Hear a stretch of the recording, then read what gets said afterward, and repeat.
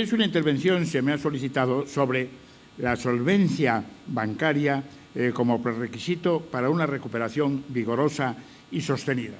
Y yo sencillamente lo que les voy a referir a ustedes es, de una manera muy sucinta y muy rápida, lo que ha ocurrido cuando, de pronto, como consecuencia de la necesidad de una recuperación vigorosa y sostenida, tuvo que hacerse mejoras evidentes, inmediatas en España, para que esta solvencia bancaria pues, fuese precisamente la adecuada. Y es sencillamente pues, un análisis de lo ocurrido a lo largo del siglo XX. Se emprendieron una serie de tareas para reorganizar la banca. Yo recuerdo perfectamente cuando, como consecuencia de un comentario, aquellos comentarios que se hicieron al informe del Banco Mundial de Luis Ángel Rojo, escuchar a un bancario importante, cuyo nombre no hace al caso, decir: y esta gente del mundo de la universidad no tiene ni idea de lo que es la organización bancaria. Estamos ganando más que siempre y estamos haciendo las cosas como nos da la gana, sin necesidad para nada de esta separación de banca a corto plazo, banca a largo plazo. Estas cosas de Luis Ángel Rojo no tienen pies ni cabeza. Claro, aquello duró hasta que llegó una situación de depresión. Y como consecuencia de esto, pues claro, de pronto la solvencia bancaria se vino abajo. 58 bancos de los 110 que existían tuvieron que reorganizarse de arriba abajo a costa del gasto público español, pero hubo que hacer esa reorganización. Sintetizar lo que está siendo el impacto de la crisis económica en la banca española. Cuando hablo de banca española, hablo conjuntamente de las entidades de crédito, bancos y cajas. Creo que el impacto en la banca es una de las facetas de la crisis que estamos viviendo en nuestro país. Como veremos posteriormente, a efectos de simplificación, desde el punto de vista de lo que es la exposición, podemos distinguir como tres elementos fundamentales de la crisis económica y de empleo que estamos viviendo. En segundo lugar, lo que es la crisis presupuestaria y, en tercer lugar, la crisis bancaria.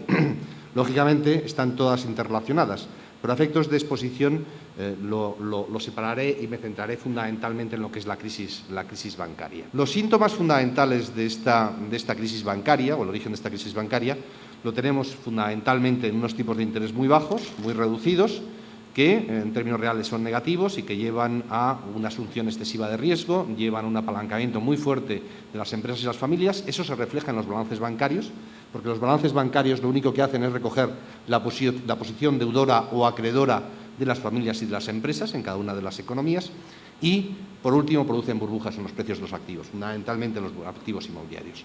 Y Bernanke, que teóricamente tiene que ser el gran brujo que nos saque de esta situación, pues es el mayor experto que existe en la Gran Depresión y en la década perdida de los japoneses. Entonces ha intentado evitar todos los errores que se cometieron en la Gran Depresión. La Gran Depresión era una crisis financiera normal en la cual los errores de política económica la convierten en la peor recesión de la historia moderna de la humanidad. ¿Y qué es lo que se hace? Fundamentalmente no se deja caer ningún banco, se aplica la tesis de que ningún banco puede caer, surgen los planes de ayuda a los bancos, se garantizan los depósitos de los depositantes para generar confianza. En segundo lugar, tenemos una política monetaria extremadamente expansiva, de tipos de interés muy reducidos, de inyecciones de liquidez ingentes. Y entonces, en estos momentos, yo lo que resaltaría en relación con el contexto internacional es que la percepción es que se ha evitado el colapso. El colapso estuvimos próximo a finales del año pasado, a principios de este año, tanto el sector bancario como de la economía mundial, es decir, esa sensación que teníamos de caída libre de todos los indicadores se ha parado de alguna forma, y esos son los brotes verdes. Entonces la cuestión es, ¿estos brotes verdes van a florecer o no van a florecer? Y esto va a depender de una serie de factores. En primer lugar, efectivamente va a depender de que vuelva la confianza de alguna forma al sector bancario, es decir, tenemos un endeudamiento de familias y empresas por encima del 200% del PIB, ¿eso es mucho o es poco? Hombre, es un nivel similar al británico, es algo menos del que, por ejemplo, tiene el caso de Estados Unidos, que tiene los mercados de capitales y bancarios más desarrollados del mundo, pero, por ejemplo, es 120 puntos más del que teníamos en el año 93. El segundo desequilibrio de la economía española es la exposición al sector inmobiliario, que se mide a través de lo que son los precios de la vivienda y lo que es el peso de la construcción, muy superior al de cualquiera de nuestros países de nuestros entornos, no me voy a detener ahí en absoluto. Y el tercero es la pérdida de competitividad de la economía española. Regulación y supervisión necesitan ir de la mano para que, en última instancia, el sistema garantice supervivencia.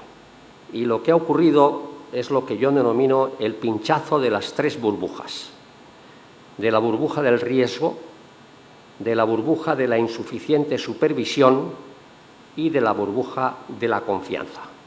Lo que estamos experimentando ahora, es decir, la crisis tremenda que nos embarga, nace de ahí, del pinchazo de las tres burbujas. La supervisión se efectúa en tres momentos.